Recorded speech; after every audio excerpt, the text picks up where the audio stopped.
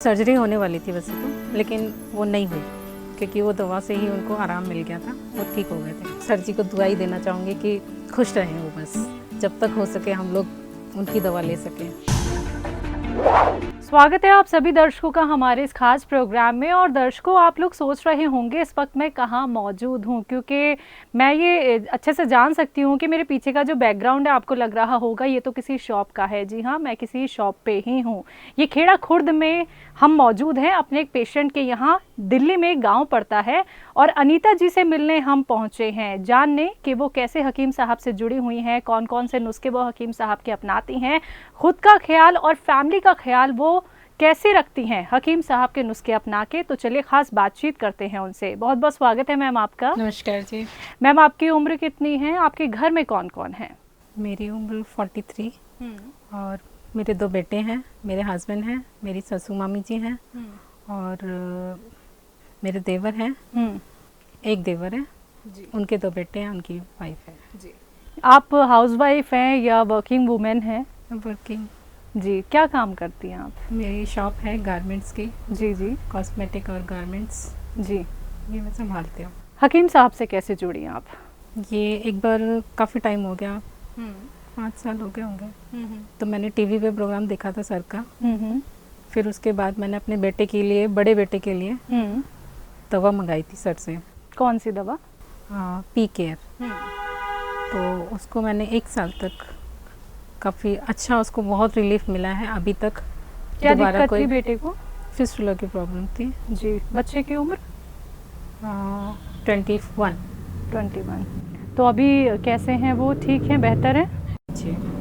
अभी मतलब last day उनको सर्जरी होने वाली थी वैसे तो, लेकिन वो नहीं हुई क्योंकि वो दवा से ही उनको आराम मिल गया था, वो ठीक हो गए थे। और कोई भी इस्तेमाल करता है हकीम साहब के नुस्खे आपके घर में? मैं खुद करती हूँ जी, अपने बच्चों पर। और मेरे हस्बैंड ले रहे हैं, उनको सर गोंद बताते हैं, काला गोंद, वो मैं अपने हस्बैंड को दे रही हूँ जी जी। बेटे को भी दिया है मैंने, एस केयर दिया था, उसको बैक प्रॉब्लम थी, वो भी ठीक है वो।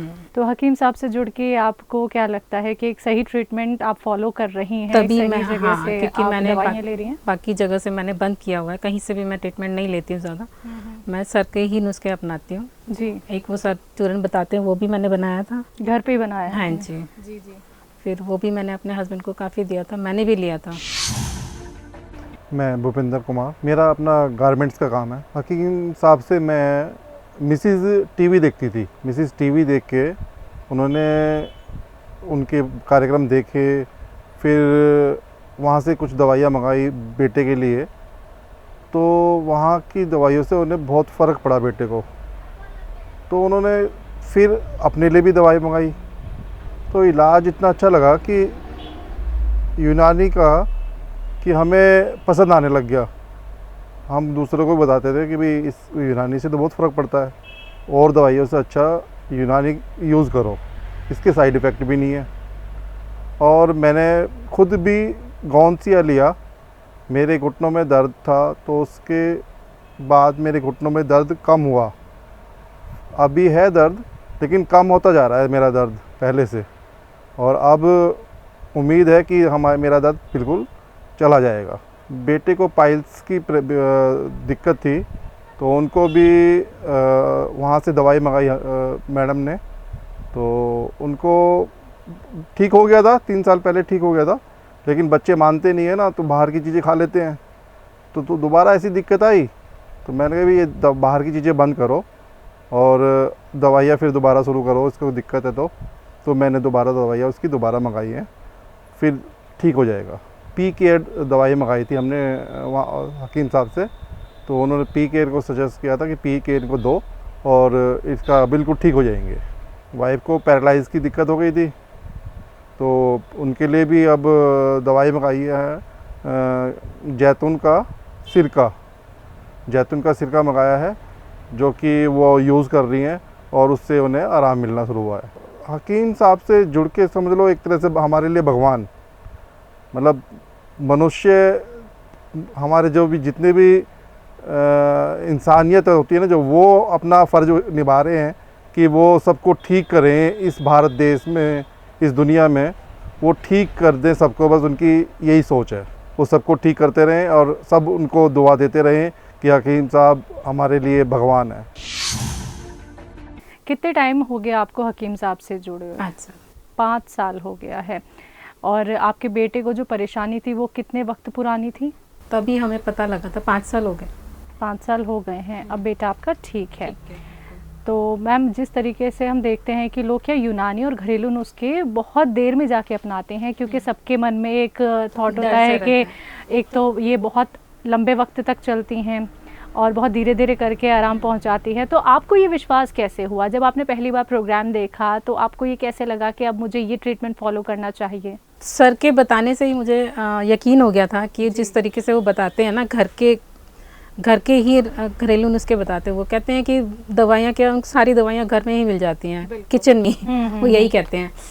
तो मैंने सबसे पहले उनके घरेलू नुस्खे ही अपनाए थे। उसके बाद से फिर मैंने दिक्कत होती है, घरेलू नुस्खे हर कोई नहीं बनाते हैं, तो दवा सर से मंगा लेते थे हम लोग जी। तो मेरे को आराम मिला है, मेरे बेटे को आराम मिला। कितने वक्त में आपको आराम लगना शुरू हुआ? जब आपके बेटे को ये परेशानी थी, आपने दवाई मंगवाई, तो वो वक्त कितना था? हफ्ता भर, 15 दिन? 15 से 20 दिन के 15 से 20 दिन में हाँ। उनको फ़ायदा मिला। हाँ जी।